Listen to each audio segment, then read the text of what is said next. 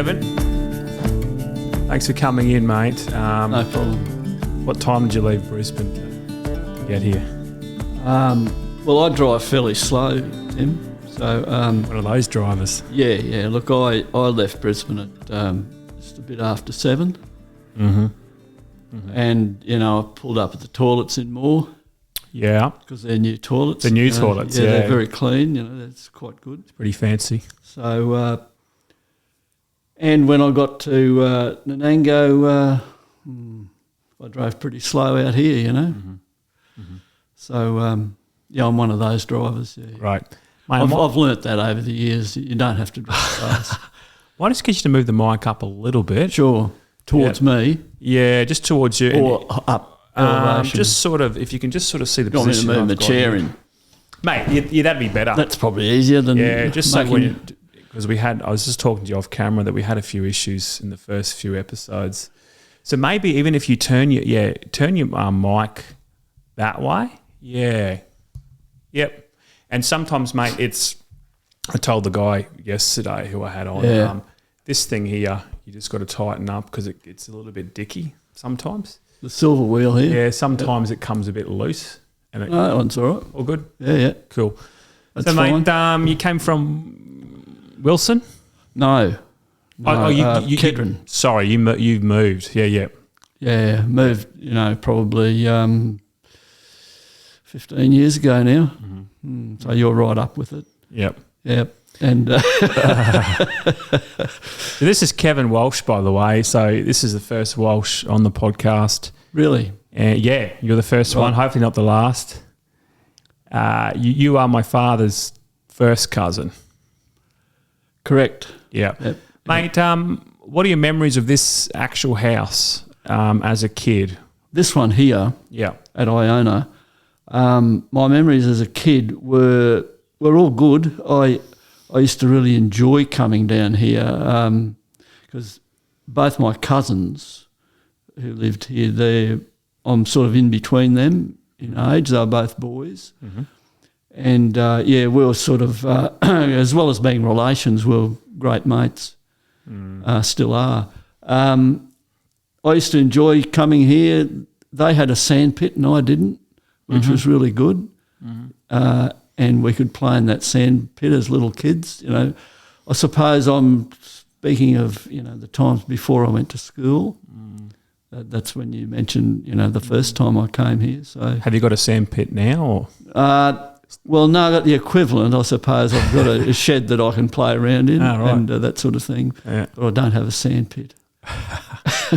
So where did you grow up in relation to Iona? So a lot of people would know this is Dead Cow Gully. How far away from here did you grow up? Well, I think it's probably, in kilometres terms, probably about 10 kilometres, was it? Yeah. Mightn't be that far. Probably a little bit less, maybe. Bit less, yeah. Thinking back in miles, it's probably 5 miles, which is, that's what, 8 kilometres, isn't it? Mm-hmm. Yep. Mm-hmm. So how often would you come down to Iona? Pretty frequently? Look, when I was a kid, not all that often, but, probably depends what was doing on the farm, or what was doing on this farm. Because my father and his brothers, they swapped things. They swapped things like machinery. They swapped things like sometimes cattle or a bull or something like that they would swap. We'd also maybe come here at Christmas or something like that. There's only a few times a year. Yes, that's right. Yeah. Just keep talking, by the way. Yeah, it's only a few times a year, but, as I said, it was often, how can you say it, spontaneous, in that all of a sudden, there'd be a need that you'd have to bring something down here, or somebody would bring something up there and you'd have to drive them home or something like that. So this is what's happening today. So if you need a piece of equipment, or there'd be a phone, help. There'd be a phone call. There'd be,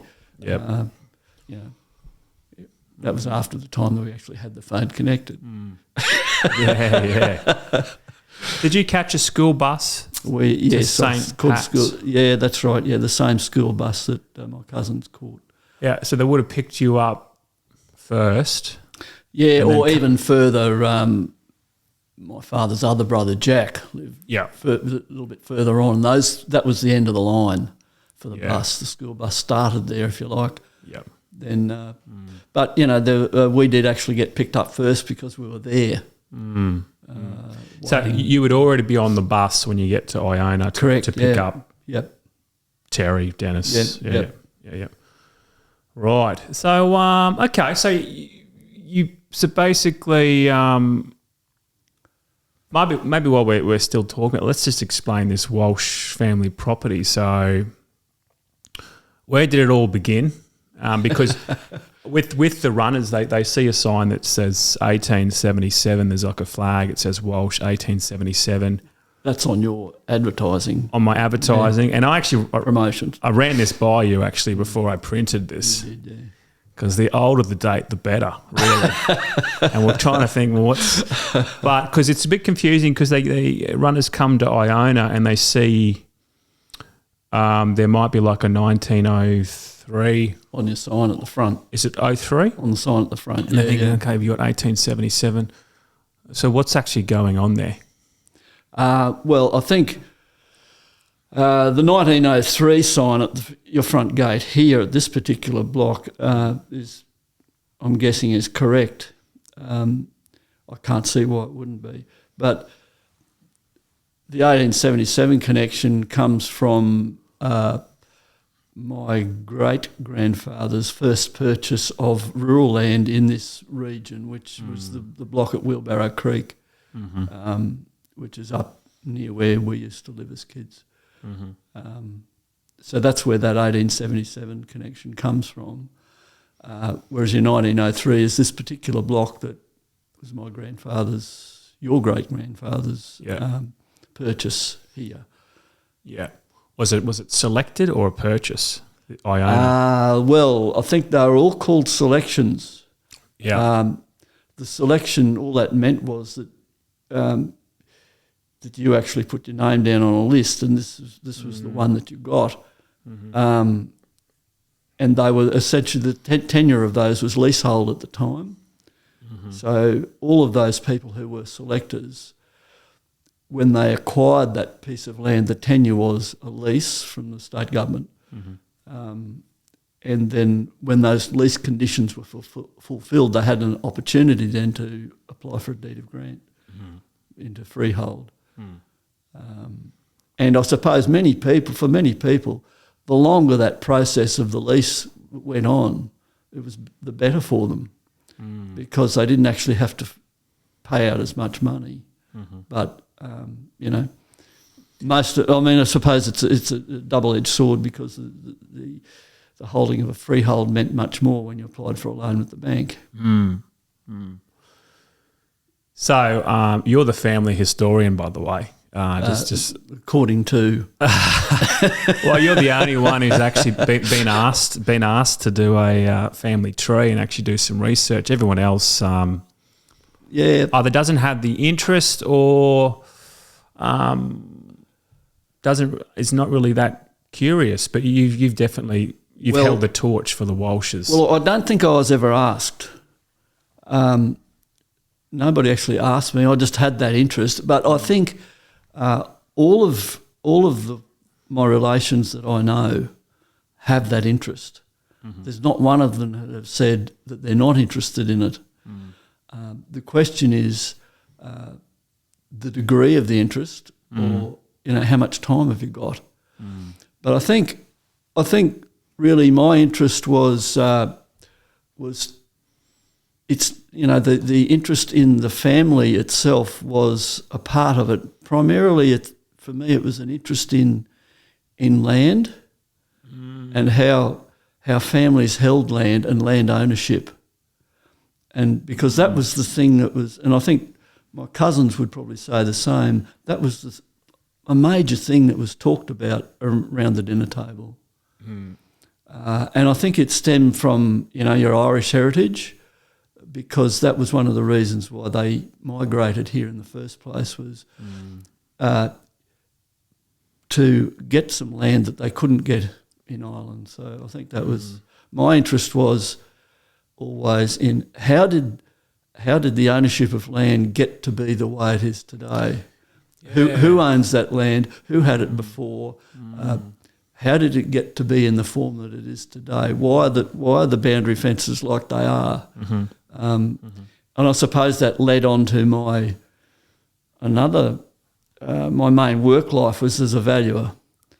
So I saw that as a job where I could look at what other people were doing. To a large degree,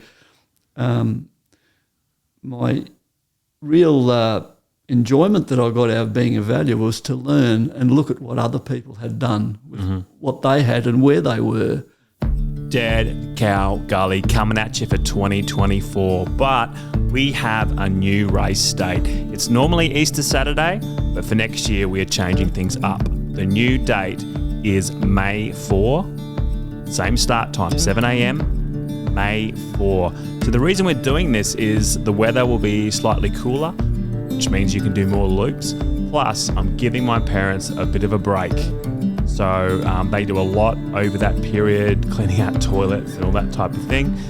So they're going to take a bit of a holiday and have some family time. So the new date, May 4, and tickets will go on sale September 25 at 6 p.m. That's September 25 at 6 p.m. Thank you. See ya.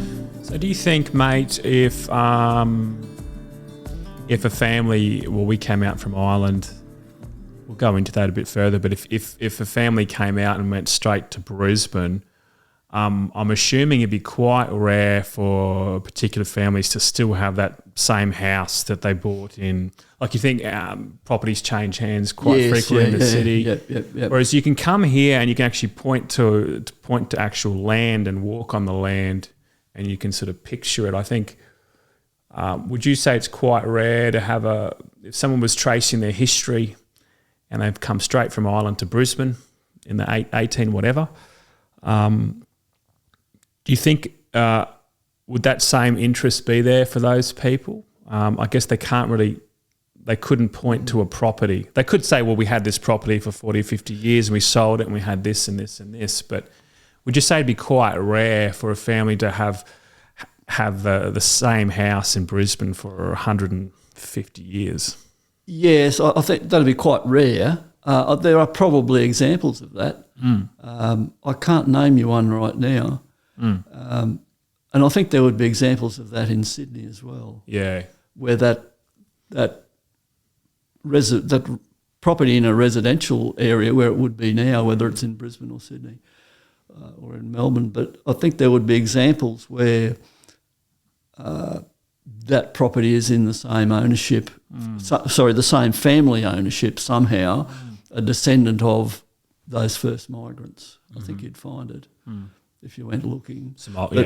But it's probably easier to find in regional Australia. Yeah, actual properties being passed on. Yeah, because there'd be more evidence of that. One I can think of is the McConnell family in Crestbrook at Toogoolawah. I think they were the first migrants to that area there, and their descendants are still there. There'd be countless others, I think, in rural Australia where that would happen. Yeah. So, mate, how did it all start? Again, I'm not sure if anyone's going to be interested in Walsh history, but, mate, this is just for our benefit. Yeah, okay, yeah. So if some Walshers listen to this, and maybe some people listening might think it's remotely interesting, but how did... Firstly, do you know why? Was there a reason the Walsh family actually left Ireland and came to Australia? Because this would have been after the potato famine, or was it during? No, shortly after. Shortly after the Great Famine was 45 to 49. There's no. What I'm trying to ask is, there's no diary entries or evidence as to why they came to Australia in the first place? Not that I know of, but I understand. Just take it back a step. We're talking about two Walsh families that were unrelated, but living virtually across the road from each other in the village of Aheny, knew each other very well. From one side of the road, a James Walsh came directly to Brisbane. James came for the land because I'm saying that because that's what he did. He pursued that until he got it. On the other side of the road, and that was in 1855, on the other side of the road in 1861, John Walsh came, who is who we're descended from. John Walsh came for the gold. Right. He came into Melbourne. Gotcha. And spent 2 years in Victoria on the gold fields. I don't know if he made any money, but I'm suggesting that he did, because he, in fact, after that, came to Queensland, joined his friend, also a Walsh, James Walsh from across the road, joined him at Baramba Station in a fencing project. From shortly after that, he bought land in Nanango when it first became available in, is it Gipp Street? I think is where he had his house there eventually.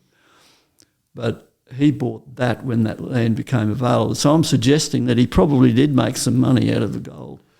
So you're not aware if they had any resources coming to Australia, if they just had their hands in their pockets, or whether they actually had any money behind them or had access? I'd say they probably had no money behind them. I'd say they've had their hands in their pockets, yeah. Right. And whatever skills they had as, peasant farmers in Ireland.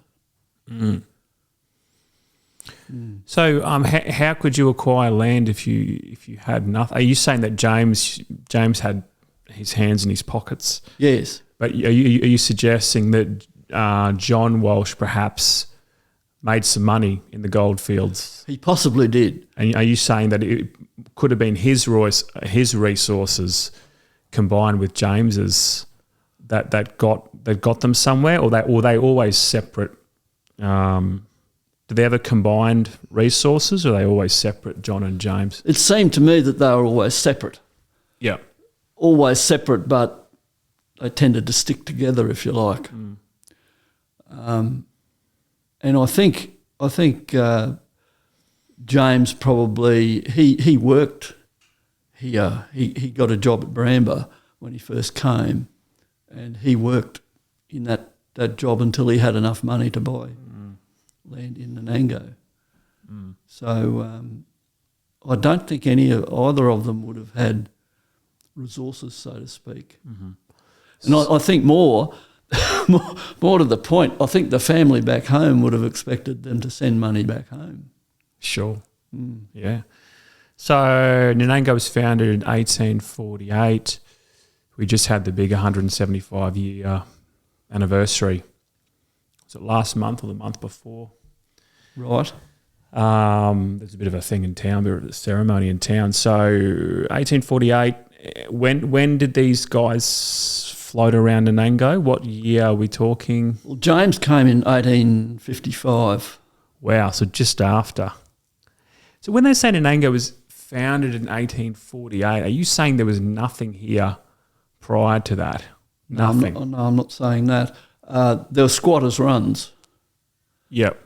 As in Tarong Station and Nanango Station, they were squatters' runs. What does that mean exactly, squatters' runs? Well, in as far as I know, in 1838 you could take out a squatter's licence in what was then New South Wales, which meant that you could choose land, if you like, and occupied it. It was simply a matter of an opportunity for free settlers to come and have a go, if you like. And the squatters' runs, I've got a map of them at home, but there's the boundaries of which were virtually gentlemen's agreements. I was going to say, was there any obligation to put up fences? I don't know about that. I can't tell you that. But I think they were basically the boundaries of which were, geographical boundaries. Topographical boundaries like range tops, rivers, things like that gentlemen would then agree on. This is where my land ends. This is where your land starts. And the cattle would know not to pass those, not to go over that ridge. Well, if you have things like rivers, they're reasonably easy to manage, or a cliff face of a mountain top or something like that. Sure. But I mean, there were fences built, but not as we know them now, as direct borders. So. How do you, when you say that we've established a town, or Nanango's founded in 1848, who makes that distinction between a squatter's run and a town? And what do you need? What do you need to be classified as a town? In 1848, I don't know what you would have needed to be classified as a town, but it's, the town of Nanango, as I understand, was a road junction, or whether you would have called it a road in 1848, it was a way. It was the way from Ipswich to Gayndah. And on the other hand, it was also the way from where you turned off to go to the Darling Downs, cross Porter's Gap to Dalby, and what's now Dalby or John Darien or those areas. So there was a junction of the ways. There's a Nanango history called the Meeting of the Waters. There was the Nanango Waterholes, which is near the current state school, the primary school. The Waterholes, or Nuganida, I think it was called, is the name for it. There was a camp there where people would camp when they're driving stock, or when there's a team going this way or that way. So there was a road, basically what we would in today's terms call a road junction. And where was that camp exactly? Where was that waterhole? Well, as far the waterhole's behind where the current state primary school is, and there's a Mill Flat area, or opposite the current Anglican church. There's a monument to Goods Inn in what's now Good Street. So that was, as I understand, the first formal building, if you like, that was established near this camp. The Waterholes camp was Goods Inn. Jacob Good, as far as I know, was the character who established that pub, the Goods Inn. Where the church is now, across from the Anglican church, across from that, right, is the state primary school. I think there's tennis courts, but there's also a stone monument there to Jacob Good and Goods Inn. Jeez, man, I haven't even seen that. So is that? I should really see this. Yeah, should have. Yeah, I did not know that. So no, I can't tell you exactly the date at which that happened, but it was close. It was let's say 1850. It was around about that same time. So what happened? And that land that's there was all in the squatters' run of, as far as I know, was Clapperton's run, which was then either Nanango or Tarong, because they at one stage held both. So Goods Inn is no longer there. Did it burn down? Or is there any evidence that it was there? It's photographs. There's no stumps or... I can't tell you that. There's the Historical Society can possibly tell you more. There's photographs of there's plenty of photographs of where it was. Do you know what happened to it? I don't know what happened to it. It possibly was destroyed by fire. I don't know. I can tell you that I did know at one stage because because it was superseded by the Star Hotel, which was up near where the service station and the Star Motel is. Yep. but I can't tell you exactly what happened to Goods Inn. So Goods Inn, was it a place where you could actually sleep inside, or was it like a place where they'd serve meals or alcohol? All of that. It was like a hotel. A hotel, but it also acted as a church. Really? A multi-denominational church, so there were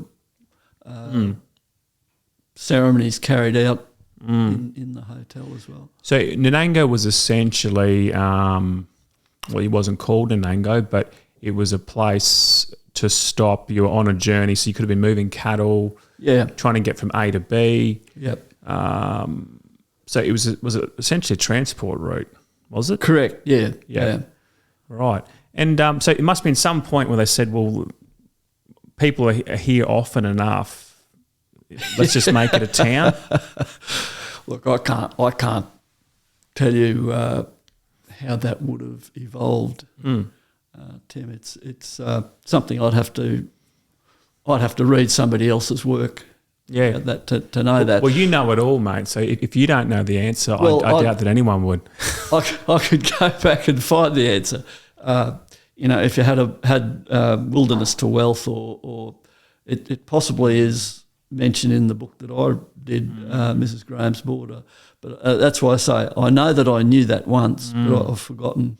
I wonder if you've got a postal run, would that mean that you probably have to be a town if there's a postal run? Now that's the point, isn't it? Because you need a name for the actual postal run. Yeah, and there was a that's possibly a good point, because there was Jacob Good, I think, did have a postal run between that went from Gayndah to Ipswich. He might have been a contractor at one stage, but for a short time.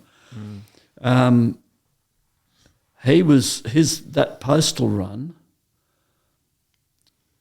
was for a short time, then taken over by somebody else, and I can't think of the name, but who then got into trouble for horse stealing. So it then went to Pat McCallum, who is a long time. He and his brothers ran that postal run for a long, long time, which I understand went primarily. I mean, for people in Nanango, it primarily went from Ipswich, Brisbane, Ipswich, through the Brisbane Valley to Nanango. But I'm pretty sure it actually went to Gayndah and at times to Toowoomba and John Darien.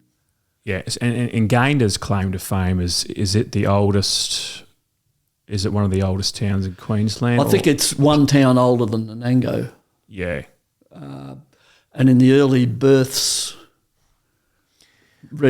government registration of births and deaths and things, they happened in Gayndah. For example, the first selector of Runnymede, Robert McCrum, 1876, I think he selected that. They had while they were there, they were only there 4 years, but while they were there, they had a daughter who was born at Runnymede. But he had to take the registration papers to Gayndah and register the birth in Gayndah. So that was the older town, and I suppose the place for them, like there must have been a government office there, whether it was a lands office or something. Sure. Before there was one in Nanango. And Ipswich is older again. Again, as far as I know, yes. Yeah, and then when was Brisbane founded? Well, I guess Brisbane would be... Well, it was a penal colony from 1824. Okay, sure. Yeah, so Nanango, I've always known that's the fourth oldest town. I guess... Yeah. Would Ipswich be number one? Who knows? I'm not sure what how that stands now. I think Ipswich could be. Yeah. I'm not sure. Yeah, so we were floating around, Walsh's were floating around in Nanango from 1855. Correct. It's pretty interesting how the actual Nanango is an Indigenous word. Coming from Nuganita, the waterholes. Waterholes. Yeah. Yeah. That's as far as I know. Yeah. It's interesting they took that name because it could have almost been called Goods Inn. Well, on maps, There's a map. It's funny, but it's called the New Map of Queensland, 1863. That's what its title was. Yeah, right. But on that map, the Burnet Inn is written Yep. for being in that spot where Goods Inn was, because after Jacob Good had it, the next owner changed the name to the Burnet Inn. I take it that was from the Burnet district, or could have been the Burnet River, who knows? But it's the same as it's from that district. So that's nominated on that map, and I can't remember now if the word Nanango is beside that name, the Burnet Inn. There's two names that are mentioned on that map. Anyway, this could be a good segue, mate, to actually pull out the map that you've got here now. Yeah. Now, Kevin, that's not that map. no, it's not. But we're going to hang this. We're actually going to hang this up. Are we? I was almost going to hang it up before the podcast, mate. But Right. I need mum. I need mum to put in the hook. I don't have Come those, on. I don't have those skills. Now I could help you put in the you hook. could. Now, what you might have to do, mate, is you might have to hold this up.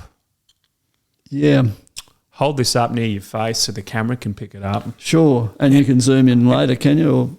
Or that's the right way up, I think. I'm not sure if Dan, when he's editing this, whether he can zoom in. But hey, this is. I'll just one sec. Yeah, well, that's in shot. Now, what are we What are we looking at? Why is this significant? Because we are going to hang this up on the wall behind you there. Okay, well, it's an extract from a part of a map of the county of Fitzroy, of which Nanango's in that county. I think the map is from about 1899, and it's been overlaid by other things. Just let me have a look at that. It's got mentioned on it, where the various areas where leases are. It's got mention on it where what's called the Nanango goldfield, and where the town of Nanango is, obviously, but it's got those coloured in, so it shows you as at that date, 1899, which parcels had been. Maybe if you put that over the other side. up. Maybe put that over the other side, mate, so the camera can pick up your face. Yeah, maybe go there. That'd be. Yeah. So is this like the? Where did you hunt this down? Where did you hunt? Well, where I found it, I found this particular part of it when I was searching in state archives, going through selectors' files, and I just can't remember whose file it was on. I think it might have been on the files for Runnymede. This map was on that file, and I took a copy of it at that stage and thought, well, that's significant of the time, because there's a lot of blocks of land that are around now that were still part of old Nanango, if you like, that aren't surveyed up here, and roads that exist now that aren't on that map. So I thought that was just significant of the time that it was, and I think it's about 1899 was on the bottom of that sheet. But you can, at the Map Museum in Brisbane, you can still buy or get a copy of that full map, but it may not have the coloured overlays that were probably there. We're definitely going to hang it up, mate. And as runners come in after their 100 miles or 200 miles and, they're desperate to have a shower, while they're waiting, they could go over to the map and say, oh, this is interesting. And they could, say, where's that? Yeah. Hopefully they don't get nauseous and vomit over it. But, yeah, I'm sure it'll be okay. Mate, interesting. Yeah, I'll definitely hang that up. And where is this property in relation to that map? Let's have a look. I think we're, let's see if I can hold it properly, 153V, just there in the middle there. Gotcha. And you can see that's Runnymede up there, Yeah. 68 and 69. And that's John Walsh's old block there, 93. Gotcha. Maybe I should put a little X over the top there. It'll come off with or you could be able to rub it off with metho later on. Well, thanks for that, mate. Thanks for that. Yeah, mate. Okay, so Walsh's have been here for a while. We're quite an old name in town, and the original block it's called Wheelbarrow Creek, and there was an original homestead or dwelling. Probably wouldn't call it a homestead. It was a dwelling. It was a dwelling, yeah. That John Walsh built. John Walsh. Do you know when he built that roughly? 1878. Okay, so about a year after he selected it. A year after he selected it and a year before he got married. Yeah. And unfortunately that burnt down in the 40s. 1951. Right. Bushfire in 51, yeah. Some bad fires around then? Yeah, if you and you can find out about that simply by trawling through old newspapers. There's lots of articles in 1951 about bushfires, not just here, but pretty well across Queensland. Now, what's really fascinating, mate, is when the Walshes came here, they, in terms of selections, they would have had their pick of the whole area, right? The question is, why do they come up? Why do they come up into the hills? Now, what Dad has said, and my understanding is, and you can tell me if this is right, is there's a lot of flooding in Ireland that don't want to be in low-lying areas because there's a bog and it's just all muddy, so you're better off being up high in the hills. Whereas here, the best country by far is sort of Barker's Creek flat. And they totally, I'm not sure if that was already selected or they just bypassed it and went straight up into the hills. Well, James Walsh, he had a block on Barker's Creek. So a lot of that land that's there now that you mentioned, Black Soil Flats, that was part of his collection of properties, let's say. But I think more to the point, it was basically what can you afford? It's no different to us today. They bought what they could afford, because when they would have selected that, there would have been a price as to how much per year they had to pay. So do you have to put down an initial deposit? Yeah, they had to put down an initial amount of money and then so much a year after that. Okay. So the obviously the bigger the parcel of land, the more money you would have had to have paid. Right. And possibly the higher value land as well, you would have expected to have paid more. So the more wealthy people can therefore buy the bigger parcels, right, and the higher valued parcels. Okay, well that explains it. So you're saying the better agricultural country had a higher value. Correct. Yeah, and that's probably why they came up here. Even at that stage, Yeah. So John Walsh, being not a wealthy man, but he must have had some money because he had already bought a residential block in the town, then bought the one at Wheelbarrow Creek.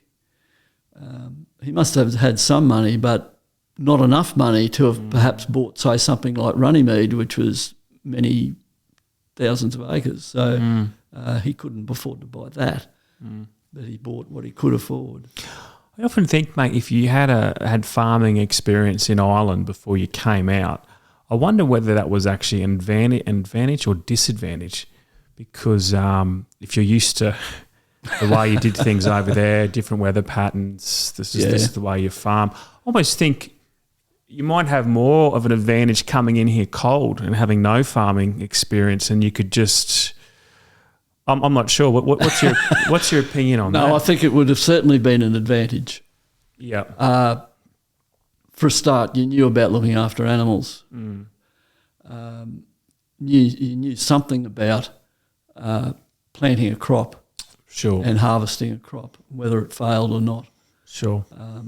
Whereas if somebody came in with no experience, they could have a lot of difficulty looking after animals, and they could have had more failures than say the people who came with limited experience. Do you think the Walshes had any knowledge of the different seasons here, and where you have droughts, you can have droughts for so many years, and you have wet periods, you have these cycles?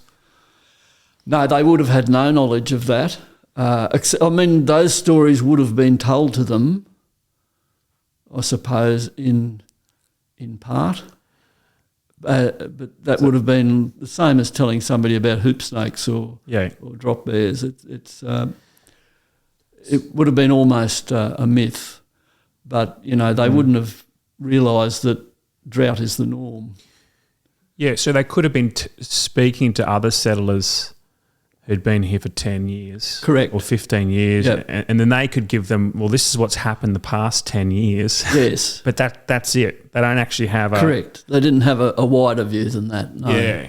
And even then they probably thought, well, is that right? Or that can't be right. Or there'd be a certain amount of disbelief about somebody's description of a flood event or a drought or a bushfire or something. There'd be...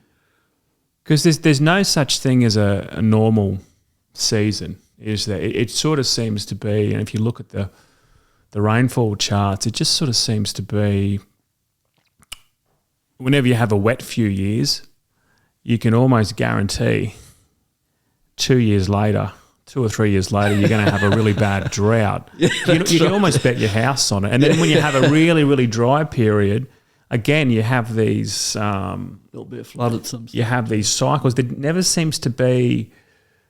well, you could tell me. There never sort of seems to be, well, this is the normal season. No, I think the safe thing to say is that drought is the norm. That's probably the norm, yeah. Because there's far more of them than there is of wet years, in Queensland anyway. That's my experience of it. Rightio, mate. So you're living in Brisbane now, mate. So you went to primary school in Nanango. You're knocking around with the Walshes. And you went to boarding school with my dad and Dennis. Yep, that's it. That was at Redcliffe. De La Salle's? Yep. So when you were at high school, did you ever think? Did you think about your future career? Did you think about a life in Nanango, or were you already thinking, well, I have to get some work, I have to get a job, and I have to be in the city to get work? That's a good summary. I think at that stage, so you're talking about the late 60s, early 1970s, that was pretty much the period in which the dairy industry declined in Queensland. Following, its decline was quite gradual. Slow death, simply because of the UK going into the European Common Market, as it was called then, and Australia losing the market for dairy products, particularly butter, to the UK. So it was pretty well known that a lot of people would not be in that dairy industry in Queensland in 5-10 years' time. Was that well known back in the 60s? Well, late 60s. Yeah. For sure. By the time I got to boarding school, which was 69, well, I guess well known to the extent that my father knew it. And it was either... The slogan was get big or get out. So our other cousin Michael, he decided to expand, and he stayed a dairy farmer for most of his life. But there are a lot of people who couldn't expand or wouldn't expand, and they really adjusted by going into some other agricultural industry, or else getting out altogether. So my feeling was that I'm not going to be a dairy farmer here because that industry won't exist. That was your thoughts in high school? Yeah, that won't exist. And who told you that? Your family? Oh yeah, that's right. Yeah, that was discussed. that industry was on the way out, and you either took on a lot of debt and expanded, and you'd stay afloat, or you had to do something else. And the same happened here at Iona. Eventually, it didn't stay dairying either.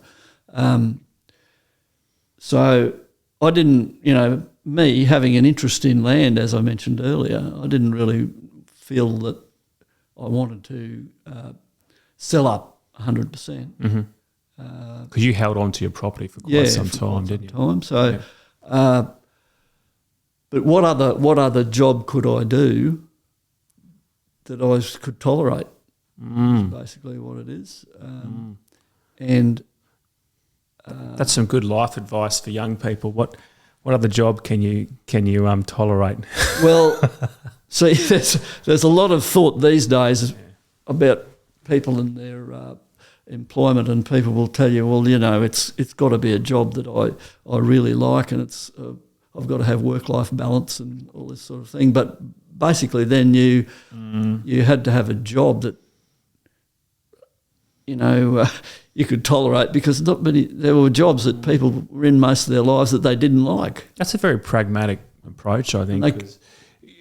Some people think you're going to, all of a sudden, you get struck by lightning and you say, I'm going to be a doctor, or I'm going to be a teacher, and you've got your calling and your founding. But I'd say that's very much in the minority. Or you find yourself doing something, and I think you're right. It's like, well, can I put up with this week after week, month after month? And I know that this would have been in year 12, I think, halfway through year 12.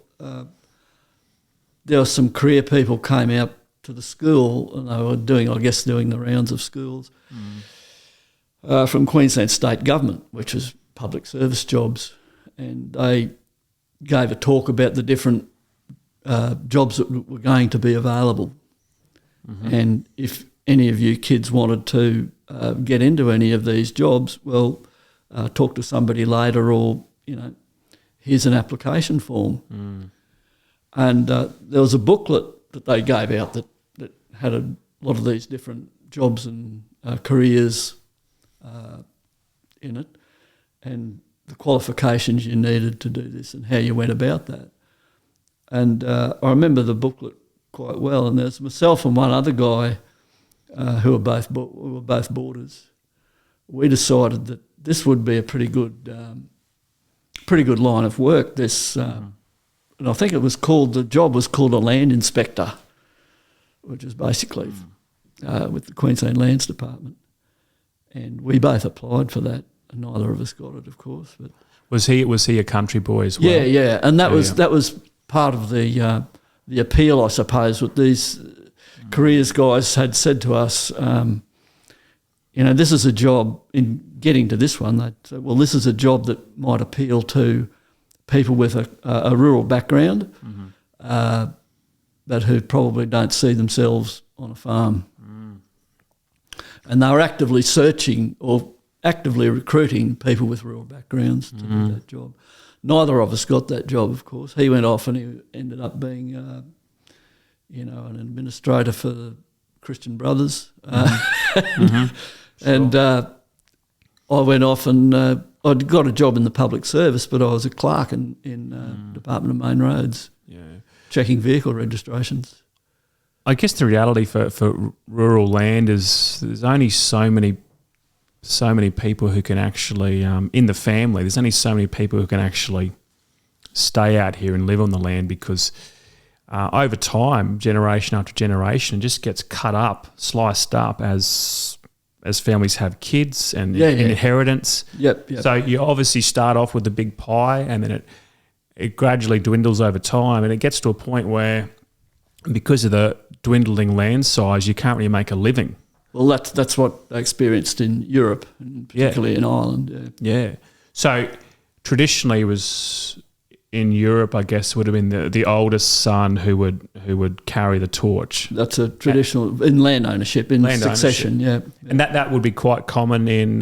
Was that common in Australia or yes, country Queensland? It's still common. And what happens to the other siblings? Do they just say, well, I mean, because are you talking about now or in those days? Well, maybe both. But what if the other siblings have a strong connection to the land? They love farming. Yeah. But it's the oldest, probably usually the oldest brother, right? Who gets the choice, carry the torch. Would those people either have to say, well, okay, let's just get a job in the city, or would they just have to, if they've got the resources, buy up somewhere else? Yeah, all of those things. In days gone by, of course, girls didn't get any look in. They were supposed to go and marry somebody who had money. So the brothers were the ones who had a look in. The oldest brother had first look in. If the oldest didn't want it, if he wanted to do something else, well, it went down the line. The youngest brother, of course, he ended up probably looking at having to go anyway, wouldn't have had any expectations. But I suppose too, the oldest brother, when I say he might not have wanted it, he might have hated that lifestyle, and he might have thought, well, perhaps I do want to be something else altogether. Yeah. So there, that was very, very definitely the standard, as you mentioned it, standard practice. So it could also be a burden if the eldest, if they wanted to be a gymnast or a teacher or a travel overseas, and they couldn't. Yeah, that's right. Yeah. Mate, when I say to runners when they come out here, and I say this used to be a dairy, and I used to say that it was back in the day, 50, 60 years ago. Yeah. Weren't there hundreds of dairies in the area? Yes. Hundreds. And yes. People are like, well, isn't this area way too dry for dairies? Because when they think about dairies, they think about Mullaney. Yep. Green. New Zealand. New Zealand, yeah. And they come out here and they sort of, there's almost disbelief that there used to be hundreds of dairies here and it's so damn dry. Yep. Yeah, it should never, look, in reality, it should never have been dairy farming country. But it was only such because of the overriding market in the UK for Australian butter. Yeah.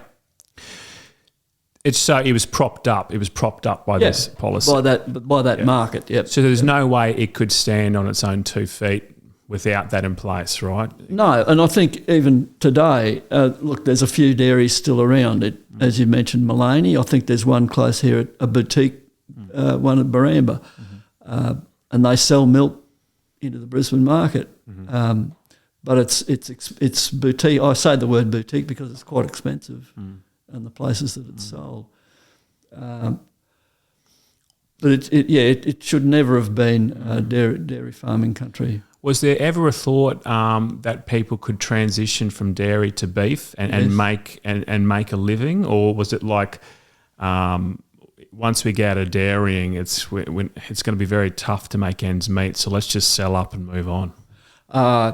Look, if you had enough land, you could have made that transition.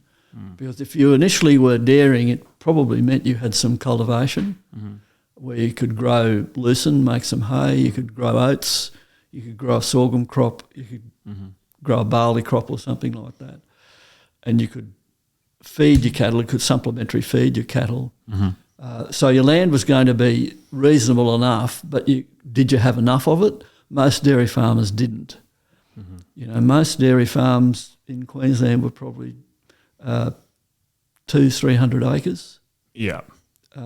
In the good places, and if they had more around here, most dairy farmers had a bit more than that, but nowhere near enough to have made a living from straight grazing. Mate, let's have a toilet break. Have a cup of tea or something. We'll come back. Please, please, please, please, please, please, please subscribe to our YouTube channel. We are up over 600 subscribers now, and we are edging towards that magic 1,000 subscribers. Now, what that means for us is if we get 1,000, we can actually get paid for YouTube advertisements. So this extra money that comes in from YouTube advertisements will help us pay for the content we put out. So these documentaries we put on, they cost money. Podcasts we do, it costs money. So we think this is really good content. So all you have to do is hit subscribe, and that would help us reach that magic 1,000 number. Thank you so much. Back to the podcast. So, Kevin. Am I right in the frame again? Yeah, you're in the frame. You've just played the piano. You're pretty good. You're very good. I knew you could play. Well, you're in a band. It was a hobby, yeah. Yeah, you're currently in a band. Well, I've sort of, I'm currently in a band of old blokes, but we don't, ever since COVID, we don't have a lot of gigs. It's unfortunate. And I don't know if it'll ever come back for people like us. But we had saying that, we played at a thing at Currumbin last weekend. But there's nothing really on the horizon for us. So, mate, the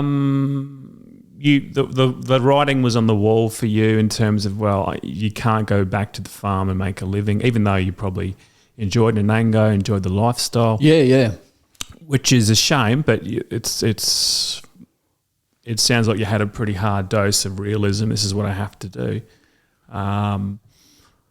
Let's talk about land valuation, mate, because that was your whole career. Now, what is a land valuer, just for people listening? If you had to describe a land valuer, what do they actually do? They assess the value of a parcel of land or a property, real estate. It's a job that's created because of legislation. The fact that the state government creates parcels of land and they place taxes on people who own parcels of land in various shapes or forms. They then have to have somebody who can assess the value of those things. So what I'm talking about is people pay rates to councils. When you buy and sell property, people pay what's now called a transfer fee, which was prior to that was stamp duty on the purchase. When people buy and sell within a family, they can do that transaction for $1, but it's still assessable as far as transfer duty is concerned. When people have a family law dispute, they've got a collection of property that they have to have divided up. Somebody has to assess what that is. Somebody at arm's length has to assess what that is. If the state government or some other government body wants to come and use your land for a public purpose, e.g. for a road, for a railway, for an airport, somebody has to assess what that's worth. It's a job where, the other thing is if you're applying for a loan for to buy a property or something, and the bank will want to know how much that's worth. They don't just take your word for it, that you're paying the right price. It'll have to be some third party that assesses that. So that's what a valuer does. So in terms of all the different valuations that are happening around the state, around the country, a majority of those are to do with banks. Would that be your main? In terms of volume? Volume, yeah. Numbers of valuations that are happening as we speak around the country, yeah, they're mainly with people financing some venture, buying a property or something for a loan. So do the banks have their own valuation team, or do they outsource it to people like you? Both. When I left college, I started off as a valuer for what's now NAB, what was then National Bank of Australasia. So I was at the National Bank for 3 and a bit years. They still have, banks generally have in-house valuers of some sort. As to whether they are hands-on, actually going and doing valuations themselves, or whether they're people who are in that department that just organises other outsourced valuations, yeah. Is there much discrepancy between a valuation of an in-house valuer and a third party? What if there's a big difference in price? And is there a bit of a conflict there? Like if you're working for a bank and the bank want a certain valuation, whether it be high or low, is there a bit of a, can you truly be independent if you work for a bank as a valuer? Yes, you can be. You don't necessarily make any friends, but you will be. Yeah. You can be. Because there will be, if you're an in-house valuer for the bank, there will be a bank officer who doesn't actually want to do that deal. They will think, oh, well, if the valuation's too low, we won't be able to do it, so it'll be fine. I'll be happy with that. So if the valuation doesn't come back low, that bank officer will be upset. There will be a bank officer who, in lending money, really wants to do that deal to attract that business in, and will be trying to impress on the valuer that this needs to be at a certain level. And if it's not, well, you haven't made any friends there either. So are you saying there is pressure from there generally will be, of some sort. Yeah. And that's not just with a bank. That'll be in everything that you do. Sure. So how do you determine what something's worth? Is it more of a art than a science, or is it just basically a formula that you can cut and copy across the board? But I guess it depends on, obviously you've got residential valuations, you've got rural property, you'd have commercial. But yeah, how do you determine the value of something? What do you look at? It's the task is to interpret the market. That's basically what it is. So, and you can't know what's going to happen tomorrow or next week. You're interpreting the market to say to yourself, what would the prospective purchaser pay today for that, knowing the things that are available to be known, the information that's available, what would they pay? So that's really the task.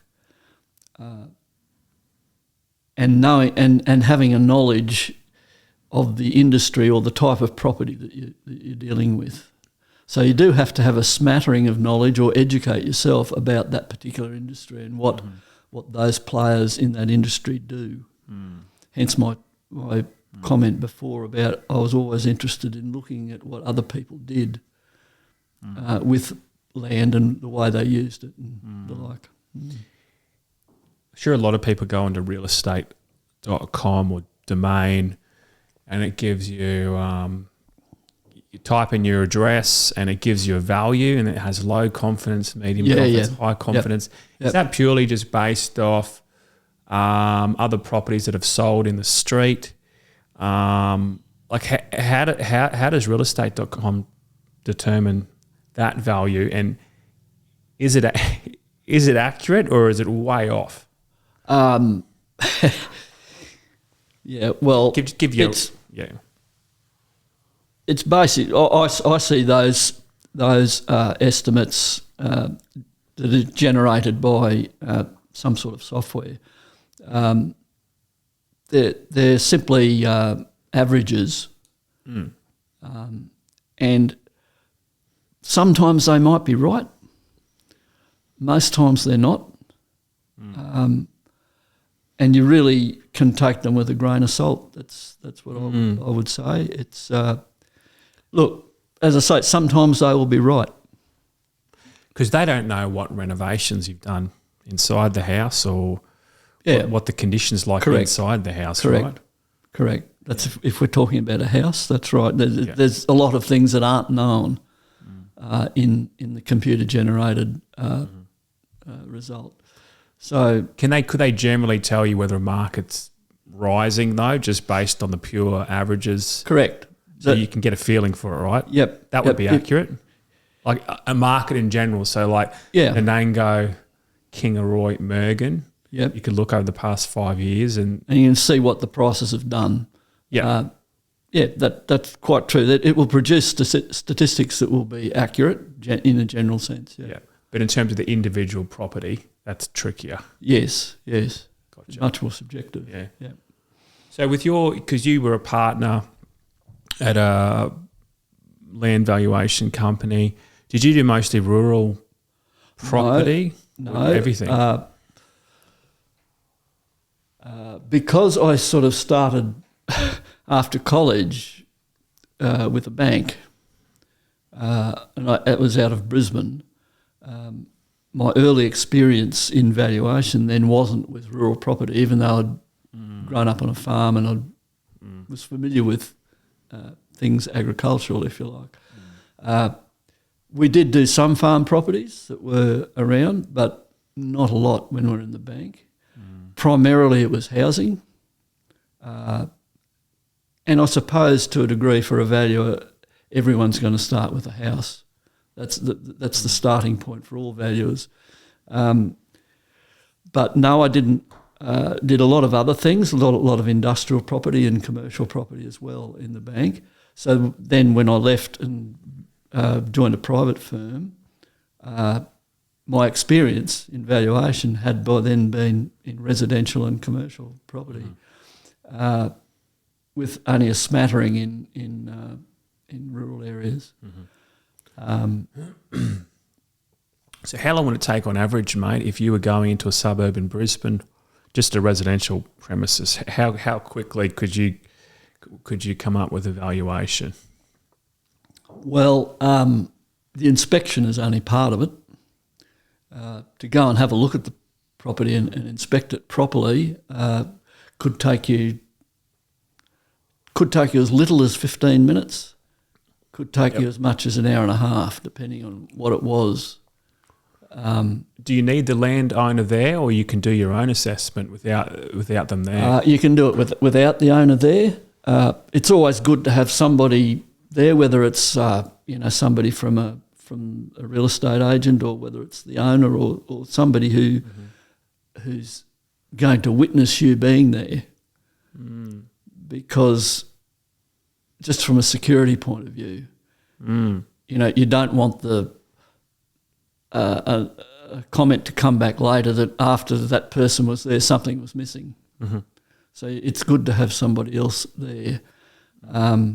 You don't need anybody there to be constantly telling you about this, that or the other, but it is handy if somebody is going to tell you about something that you wouldn't otherwise pick up.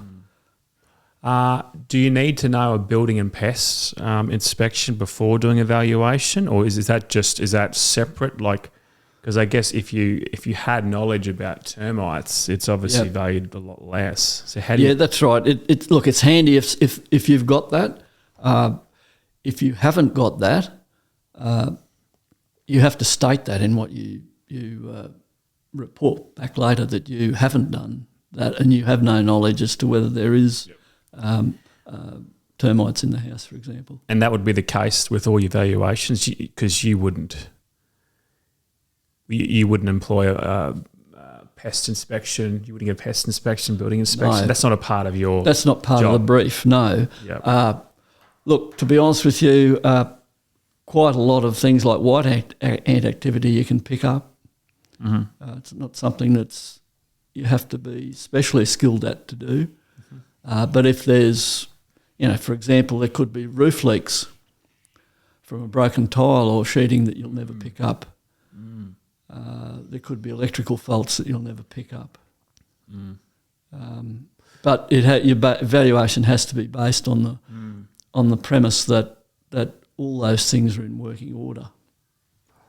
If you pick up on some knowledge that there's some neighbours next door who are, really troublesome, who make life hell for everyone around them, how would that impact a property valuation, or is that doesn't come into your formula when you come up with the valuation? It's likely that you'll never know that. Yeah. And look, in practical terms, that that's something that a prospective purchaser also will never know about. So, because a prospective purchaser and a valuer are very similar, and it's why I said at the beginning, the valuation is an interpretation of the market, and the question to ask yourself is, what would a prospective purchaser pay on that particular day, knowing the things that is freely available. If the purchaser actually knows or witnesses the neighbours being a nuisance, the prospective purchaser will probably turn away, and another purchaser will come and buy the property without knowing that. So it's not something that you're ever going to know about. It could be also, that there's people drive fast cars loudly in the middle of the night up and down the street, but you'll never know that. It's part of the risk the buyer takes. How can you possibly know what a prospective buyer would pay for a property? Because you could do a valuation, put in your report, and this is my valuation at this point in time. Someone comes from down south, doesn't know the Brisbane market, hands over money, and it's way above your valuation. Then you have someone else who knows the Brisbane market really well, can haggle, is a astute property investor. They come in well below your valuation. So how do you... can you ever get a valuation wrong? That's what Oh, of course, yeah. Because isn't it really just a matter of chance who actually buys this property? Yeah, but you answered your own question there to a degree in the fact that you said there was a buyer comes from outside the area and pays a higher price because they don't actually know that market as well. So that prospective purchaser hasn't been informed of the things that they need to know in order to pay a proper price. The local person who haggles and who can haggle really well is going to get the lower price, but that's not to say that value is going to be anything different to that. And look, 2 valuers in a room, 10 valuers in a room, they all have a different opinion. They'll all come up with different numbers, all of which might be right. So it's a degree of tolerance that exists. So the value is what a buyer is willing to pay, a prospective buyer is willing to pay. Yep. And that could be, what I'm trying to say is that could be any number. It could be, but it's also on an overlay on that is the price that the seller is willing to part with it for. Sure. So it's the point at which those two meet. Yeah. Yeah. And it's a matter of opinion. From the value of giving evidence in the witness box, it's their opinion that's the evidence. I just don't know how anyone could, if you do a valuation, I don't know how anyone could really take you to court and say that's the wrong valuation. I just don't know how. Couldn't you cover yourself by saying, well, this is my assessment. I've been in the game for 40 years. This is I've got lots of experience. This is the figure I came up with. How do you protect yourself from being sued and someone saying, well, I've lost a lot of money because of this valuation? That's the situation in which people do sue valuers, is where they've paid a sum of money based on the valuer's advice or the bank's loan money on the basis of the valuer's advice, and then has to resell the property some period later, whether it's 6 months later or 2 years later, and then says, well, had we known that at the time, we wouldn't have bought or we wouldn't have loaned the money, so therefore it's the valuer's fault. Can't you just say the market's moved? Of course, and most times that is the case, that happens, but you've got to be able to show that. So either the market could move, Yeah. which you've got to prove through through data, or what if you said that it's just a random person just came and then just like there's got to be a lot of randomness to this, right? There can be randomness, but it's a question then of what the court believes. Yeah, it's a question if you're in court trying to prove one way or the other. It's a question of how good is your case that you're putting up against the other side, as to which is believable to the court. And that's where there has to be a little bit of science, I suppose, in valuation, which you asked the question before, is it an art or a science? It is definitely an art, but it's an art to which some science can be applied. So how do you get around that if someone orders or someone gets you to do a valuation, do you call them your client? Do you call them a client? Yeah. How do you get around that, the fact that the client is paying you for the valuation and they're sort of expecting something high or expecting something low? How do you get around that? I guess there's some perceived pressure in trying to get the valuation that the client wants. They're paying you to get the valuation they want because they're taking that to the bank or taking that to whoever. Well, oftentimes you don't. You don't meet their expectations. But then the extent to which you don't meet them, is that a deal breaker or is it not? So sometimes, most of the times, you're going to disagree. It'll be probably only 10% of the time that you might agree with people. Oh, really? But is the extent to which you disagree going to be a deal breaker? And probably the answer is probably not. Because if it's somebody who's doing a transaction themselves, there's usually some cushioning that they've got that it's not going to be a problem. If it's a bank that's employing you to do that, banks have a deal of cushioning that they can live with. If it's negotiation of a settlement for an acquisition by the government, there's always going to be argy-bargy and some no man's land in which they can sort of find some degree of settlement room. So it's usually that there's some sort of point can be reached where the valuation that you've done is going to still be useful, even though it mightn't 100% agree with people's expectations. So when you're valuing a residential property, what's your first port of call? Just looking at the raw data of that suburb? You realise I've been retired for mate. 16 years. I'm bringing back all these bad memories. Feels like you're back at work. This is the evidence in chief. Can most of the time you know what a property's worth before you even walk in? Like 95% of the time you kind of know what this is worth. Oh, look, it wouldn't be 95% of the time, no.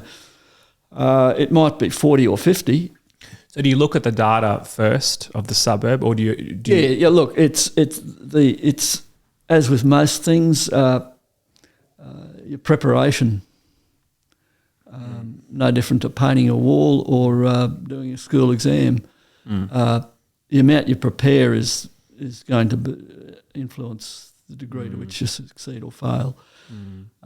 So if you can, if you've got a good knowledge of the area that you're working in, so it's always harder if you're going into an area you've never been in before or that you haven't been in very often. So that's why it's sort of important to have somebody who's familiar with that area if you're going to employ somebody to do the job. Yeah, sure.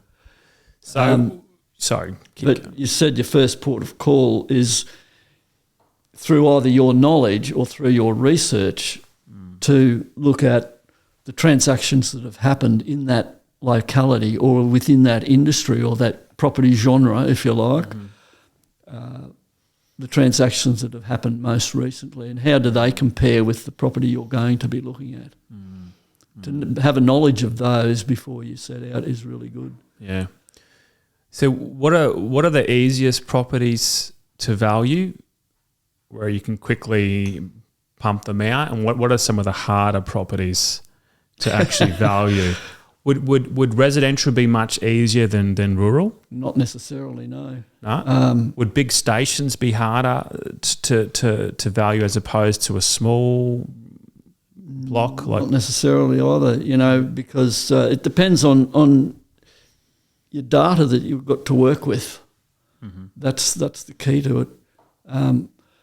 Put it this way, the easiest thing is a block of land in a new estate, vacant, where there's... That's easy, right? Where there's four or five of the others right beside it have been sold recently. Yeah. That's easy. That's a no-brainer. Anyone can do that. And so a new home, a new estate would be... Yeah, in a shoebox estate. Yeah, so this is how much the house costs to build? Well, and this is the land. That doesn't work either. Okay. Oh, really? So a brand new house in a new estate. Just adding the cost of land to the cost of the house doesn't work. Okay. No, cost doesn't equal value, I suppose, is the message. Yeah. I can use an extreme example to illustrate the point. Let's say the highest priced home that's ever been sold in Nanango, let's say, I'm guessing it might be $1 million. Let's say if you bought a parcel of land that cost you $200,000 and you spent $5 million building a house, is it worth $5,200,000? No. I get your point. Yeah. Yeah. The market wouldn't stand that. So it's a question of what the market will stand in that area. So carry on. Would you have more reliable data with residential in Brisbane as opposed to country Queensland properties, or a property out at Mooney, or a property out in the Channel Country? Or would you say there's more? You got much more volume to work with in Brisbane, right? Yeah, there's more volume. Sometimes the more volume can add to the confusion. Yeah, right. If there's more volume of the right type of thing, that makes it easier. If there's, put it this way, sometimes the hardest thing might be that if you've got an old area of the city, which in a town like Brisbane can have, homes that were built, between 1900 and 1950, timber homes on stumps. And let's say the house that you've got to look at is a 1970s brick box. You've got nothing. There might be lots of these transactions that you're looking at, but there's nothing there to help you. So you then have to go outside that, a couple of suburbs away, to find a comparison of, all right, well, this is a comparable suburb. Show me a 1970s brick box that's sold recently. Whereas if you're talking about rural properties of some thousands of acres somewhere, it might be in that shire there's only two transactions that have sold in the last 5 years. Sure. Yeah. And they're the ones that are going to tell you. And there might be one also that's on the market somewhere that somebody's asking a certain amount of money for that hasn't sold. You think, well, hang on, if that was the right price, it would have sold by now. So quite likely the price per acre of that one is too high. And you're looking at these other only two transactions and you think, well, that's your best guide. I see what you're saying. and how with rural property, how dependent is your valuation on the current season you're in? So you could be deep in a drought or in a fantastic season with heaps of rain. How does that influence? There must be huge fluctuations, right? I think it just because, as we spoke about before, the seasons go up and down. I think if you're going to buy a property like that, if you're the informed purchaser, that's part of the definition of market value, that the purchaser is informed, the purchaser actually knows that we're in the middle of a drought here, or we're in a really good season here. Because of the fluctuations, it can go either way. Still your best guide is always going to be the transactions that have gone on in the past, what's available for sale now. Sure. As the purchaser, I'm here in this market, what am I proposing would be a good price to pay for this? You have to set those things aside, those climatic conditions. There will be people who would say, well, here we are in the middle of a drought. If you put this on the market today, you couldn't sell it. Quite possibly right. But the definition of market value assumes that you can sell it. So you'd still go that high value in a drought? It's neither a value that's going to be high or low. It's just the market value. Yes. Yeah.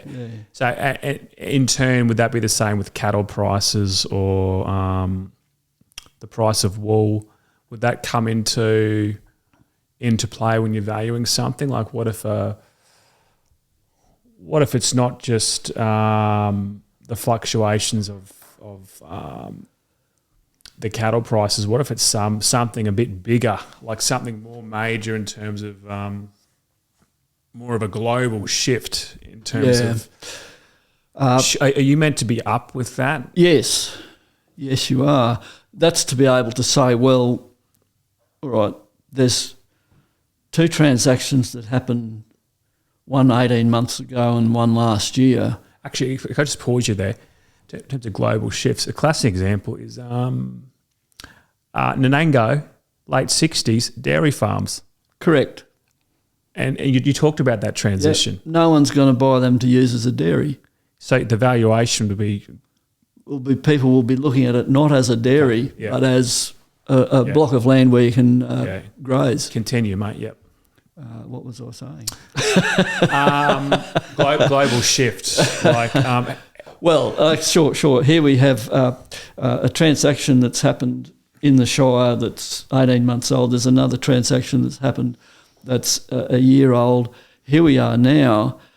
Cattle prices have plummeted since those times. Yeah. It means that no one's going to pay the same price today as what they paid for those then. So the value has come back. As to how much, that's up to you to decide, because there might be another property there that's available for sale that hasn't reached agreement. Sure. They can't seem to sell and it's been on the market for 12 months or something. Sure. So we've got to come back even from that, possibly, to be able to sell it. And usually around here, cattle prices and weather are linked. There's a correlation between weather and cattle prices. Yes, and the time of year. That's right. But there could be other global shifts. Yeah, interesting, mate. So just broadly, mate, just broadly. All this is broad, isn't it? Well, it is. The Australian property market, like people were saying in the early 2000s, this is overvalued. People have been waiting for a crash for decades.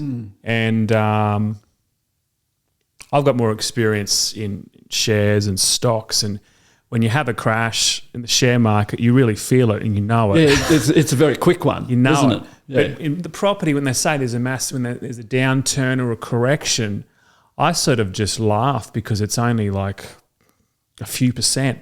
Yeah. It goes down a few percent, all of a sudden people start to panic. But I guess if you're mortgaged to the hilt, you're going to feel it. But in terms of these sky-high Australian property prices, I guess you've got different markets, different cities. You're talking residential? Residential, yeah. I mean, the thing is, it's just obviously incomes haven't kept up with property prices. No. That's the big thing, right? No, that's right. Yep. And how far can this go on? Like, would someone born today, when they reach 25, are they going to be paying $4 or $5 million for a house in Brisbane? Like, how far does this go before it becomes a little bit ridiculous? Where people would say it is already ridiculous, the ratio with incomes to mortgage ratios. Like, at what point does the whole thing come tumbling down, or do you think it's just a matter of supply and demand? As long as the demand is there. Yeah, I do think it's a matter of supply and demand, and the crisis that we're in now is simply because we have no supply. Yeah, that's as clear as it is. And I get disappointed when you see a lot of news articles where they employ economists to talk about that, and they don't employ a property person because it's not a new thing. You know, the supply has been short probably for the last 30 years. So it's when you look at that, 30 years covers successive governments, and it really is simply a matter of building the housing stock that's required, and that's really difficult right now to do that, because coming out of the pandemic, we have price increases on just about every product. Even if you want to go and buy a work truck, you know, that's twice the price it was before the pandemic. If you want to buy a litre of diesel, it's twice the price it was before the pandemic. If you want to buy some steel or timber or whatever it is, that's ridiculous. It's ridiculous. So, and then you have incredible consumer demand for every other product. And so the consumer's paying more for fuel, they're paying more for every product you can think of. So inflation goes up. The only tool the Reserve Bank has is interest rates. And sure, interest rates are going to hurt the homeowner, but think of it this way. If you want a lot of houses built, you're also hurting the builders and the tradies. Every small business that I know, including farmers and tradies and building companies, they operate on loans. They operate on some sort of overdraft on or credit. Yeah. On credit. Yeah. And so you're eventually going to be, the interest rates are going to be driving out some of the very people who you want to build the houses. Sure. I don't want to get into politics because it should be apolitical, because that's across successive governments. So it's been a bit of a rocky couple of months here at Dead Cow Gully. We've had a real incredible moment, a joyful moment of the world record. We've had 102 loops and just incredible performances by all runners who attended the Masters. That was beautiful. And then we had some legal action taken against us not too long after that. So we've had our ups and downs, but I just want to say thanks for everyone who reached out and sent messages and called and offered help and support. So huge thank you, and it's so heartening to see that we've got so much support, and we would love to see you come to Dead Cow Gully 2024. It means the world, and it's great to see you supporting country Queensland and small towns. Thank you. Is there a lack of housing supply? Is that due to government policy, or is it because of just commercial realities, or what's driving this? The lack of supply. Surely the lack of supply. And I think it's, depends on what your eventual listeners of this podcast think, but it's a state government issue. For each state? Each state has it, because the states own the land, put it that way. Regardless of whether, you've got a freehold tenure or a leasehold tenure, when you read your title it says saving all interest reserved to the Crown. So the states own the land. They tax you on the basis of your land ownership from time to time through rates.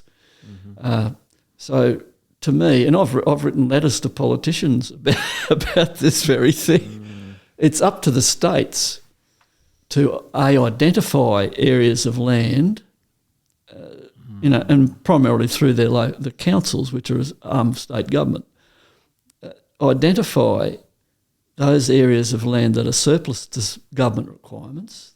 There'll be areas of land that are surplus to the council's, local council's requirements that are council owned, that could be made available. And there's also, the issue of planning laws and building laws that say where you can build and where you can't build.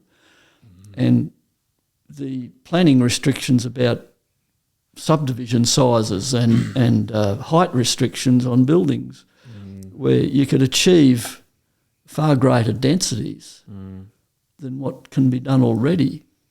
Do you think there's some conspiracy about, the people in power who own the land or who influence policy, that there is no incentive for them to open up more supply because their properties keep going up year after year? Yeah, I think that's a conspiracy theory, and it's been put to me before that people we call developers are just holding the supply back. But look, the developers that I know, what they want to do is produce as much as they can as soon as they can. Yeah. And they know the demand is there, but the pipeline is so long. If you have what's called a greenfield site now, and you said, well, this is going to be suitable for residential land, the pipeline between that point when the developer person buys that and to when they can actually get a block of land that they can sell to the market, that's so long. It's extremely long. It's because there might be to buy that and then go through the processes of applications to council, there might be a planning and environment court process in there that they have to go through. That could be 3 years. So surely governments would know this, right? And they've seen this happening for decades. So you've got little supply.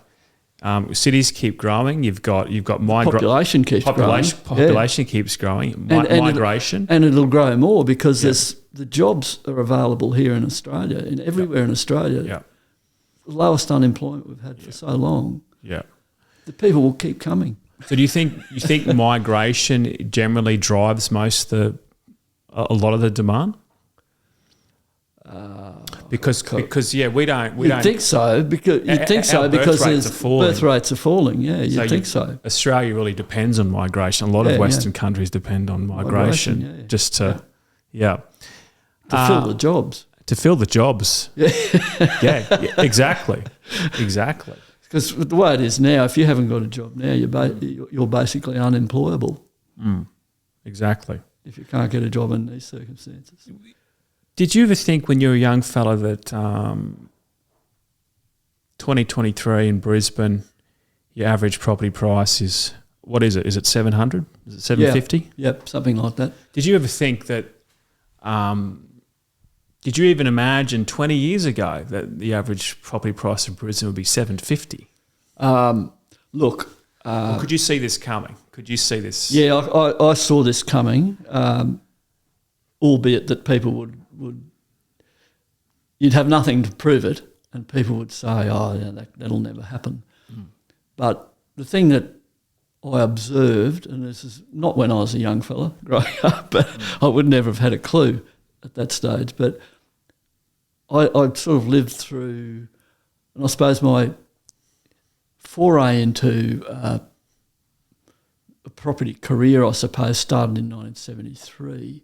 There was a huge boom in Brisbane just then, and I saw property prices virtually. It's like flipping over the page of a calendar. All of a sudden, you've got here's the new normal. Then we had a flood in Brisbane, which in '74, which sort of dampened things down, so to speak, But then I saw booms later on, 1981, 89. Then there was a bigger space until 2000. It started to pick up again, and you rightly said it has just kept going from then. Yeah. But having seen those booms in 73, 81 and 89, I just observed what happened to property prices, and you realise that after every boom, pretty well the property price doubled or more. Yeah, sure. And you think to yourself, well, after the boom in 89, I started to think, well, look, there's a 10 or 11 year cycle here.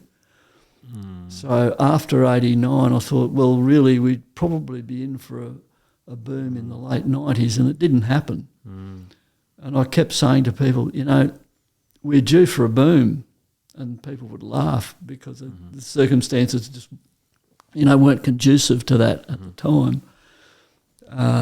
But then in 2000, I realised that it had started because there was a place that I bought and I had to sell it in sort of within 2 years. And when I went to sell it, I sold it very quickly, had a contract very quickly, and it was at the asking price. Not only was it the asking price, but there was another contract behind that. Gotcha. Who wanted to pay more. And I thought, here we go, the boom has started. And that was in 2000. And as you rightly said, it's ratcheted up ever since. I mean, that was primarily led because Australia went through this mining boom in the early 2000s as well. Unprecedented, yeah. So there was a lot of demand. But that was when, to me, that's when the supply issues had their genesis, was in that mid-90s period when the market was quite subdued, property market was quite subdued, and nobody was sort of too much interested in supply because the lessons of the previous booms were that oversupply was a problem, particularly of units, home units. Sure. Oversupply was a really big thing. So how many property valuers do you know who with their knowledge and their expertise would actually make great property investors? Like, do you have many friends who can time the market pretty well and know the general trends, and they can actually have they can beat the market in a way? Look, you'd always like to, but most of the, when you say valuer friends, most of them are people who are too wary. Some of them would, some of them were willing to take a risk, but it is still an amount of risk that you're taking. And a lot of the people that I know are always very astute, sort of, I suppose, bears rather than bulls. Sure. Put it in your share term. Sure. Yeah. You're not sort of thinking, well, this is what I think possibly might happen, but then again it mightn't. I'm not going to take the risk. Yeah. So back to the Australian property market. At what point is there, and I'm serious about this, at what point is there civil unrest? Because if you're on $60,000 a year, $50,000 or $60,000 a year, even 70, and your average price in Brisbane's $750. Yeah. One, how do you come up with a deposit? Yep. You could come to the conclusion pretty quickly, I can't afford a mortgage. So then you're paying sky-high rents. You're stuffed either way. What happens? Do rents just keep going up? Do property prices keep going up? At what point do people just say, well, enough is enough? Like, one, do people have any power, or is it just a matter of, would a government have to get voted out? Would a politician come in and that could be their platform? Yep, that's probably it. I don't think there will be civil unrest, Tim. But I do see your point, and I think there's a couple of things in there. Firstly, if people are keen to get into a property market, you don't necessarily have to get onto that treadmill in the place where you think you should get onto it. Yeah. You can get onto it in some other town. Sure. And take advantages of the property market and what it does. I know there's a trend for people, younger people, to want to enter the property market at the stage where their parents are. Yeah. Which is totally unrealistic. Then I think the adage of buying the worst house in the street is the best thing for them to do to get in. And, you know, if you live in a high posh suburb, don't expect to enter the property market in that suburb. Get into some area where you can afford. And even if you're on that lower wage that you're talking about, even get into a regional town or something. Get into the property market in that town. Buy something you can afford, because there will come a day when you can, adjust further. But going on into your other question, well, yes, there'll come a time when supply does increase, and it has to be government-led. You can't just rely on private developers to do it. You've got to somehow enable not just the bigger development companies, but ordinary people to be able to either cut a piece of their land off or to increase the size of what they've got by planning regulations or something like that. You've got to be it is got to be government led, and yes, it could be a politician who comes in on that platform. But it could turn against them too, because if all this supply is unlocked and property prices fall, the property owners, people who own property, aren't going to be too happy, and they could actually vote that politician out or not vote them in. But as a voting bloc, you'd think as a voting bloc, who's the more powerful voting bloc? The people who want to get into the property market, or the current holders of property? Because that's who. I think they're pretty well equal. Yeah. Put it this way, the current holders of property, I guess, are probably people of my age. And they're going to die. Yeah. So if you want a property, if you really want a mortgage, you can get one if you look beyond your leafy street in inner city Brisbane.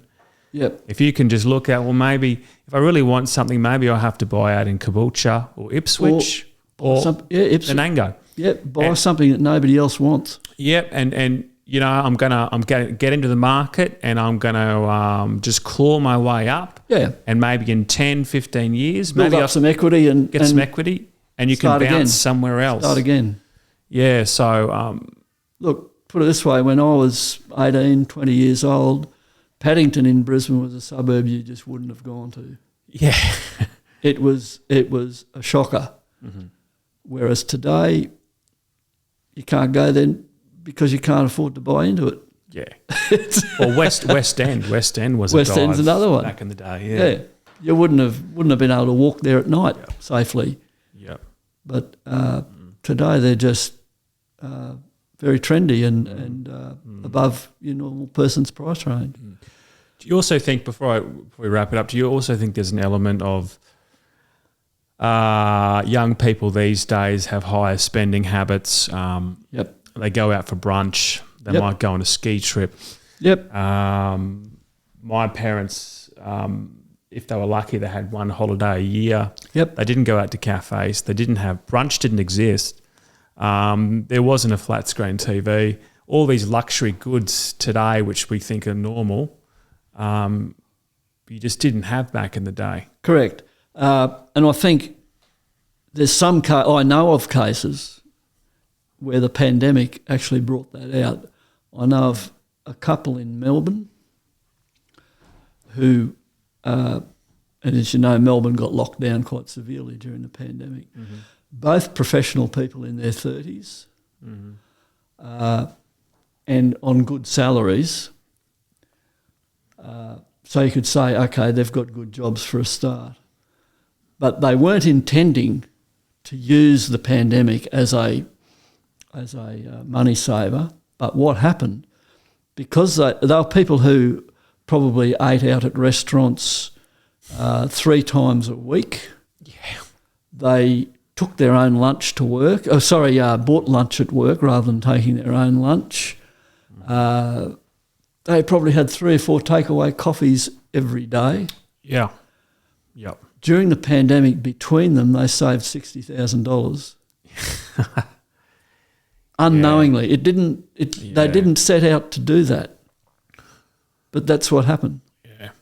So if you want to play the victim here, before you play the victims, just look at your own spending habits. Correct. And there are, as you said, a lot more luxury goods available to spend your money on, and a lot of those are essential. Mm-hmm. You know, you can't deny that you've got to have a television. You've got to have a computer. You've got to have a mobile phone. Mobile phone, definitely. How can you not live in the world without that level of communication? You can't decide to be a hermit in that world. Yeah. Yeah, so I wonder what percentage, obviously you can't deny that the income to mortgage ratio is blowing out completely, right? Yeah, so for even sure. when they talk about the high interest rates in the 90s, early 90s, where you had, 18, 20%. Yes, yeah. People talk about that, but it was on a smaller amount of money. Smaller amount. Yeah. So where do you see it going, mate? Just before we wrap it up, if you've got a crystal ball, do you think the governments will have to do something to free up supply? Because this is ridiculous, right? Yes. Because I mean, what do we pay for a house in Brisbane? Is it going to be 1.5 average? Is it going to be 3 million average? This is unsustainable. Yeah, it will. Sure. It will be up to governments to enable that supply to increase. Developers will get innovative, and they'll produce cheaper versions of dwellings. So high rise or cheaper product, more fibro if you like, to make the sales, because there's such a demand there that they'll want to be, as I said before, developers will want to be selling as much as they can to turn that wheel as soon as they can. I don't think there's any holdback from their point of view. But I think that'll happen. I think governments will eventually do that. It'll enable the supply to increase, which will slow down. I don't think you'll end up with the situation where the price you paid today for a house all of a sudden in 10 years will be less because of the supply that's been generated. Gotcha. Because I think the population will increase in that time. And it'll be a very gradual thing. That'll happen over such a long time. But we may end up, if supply's increased, we may end up with a bit of a stagnant, flat period. Okay. That's what I'd expect. Is this advice free today, mate? Are you? I'll send the tax invoice. You're sending out invoices to each listener? Yeah. Thanks for coming in, mate. I appreciate it. That's I think Mum and Dad are here with some scones or something, so we don't want to keep Mum waiting. And she does. She has to hang up that picture, the map. Yeah. Yep. Thanks, Kevin. No problem. Cheers, mate.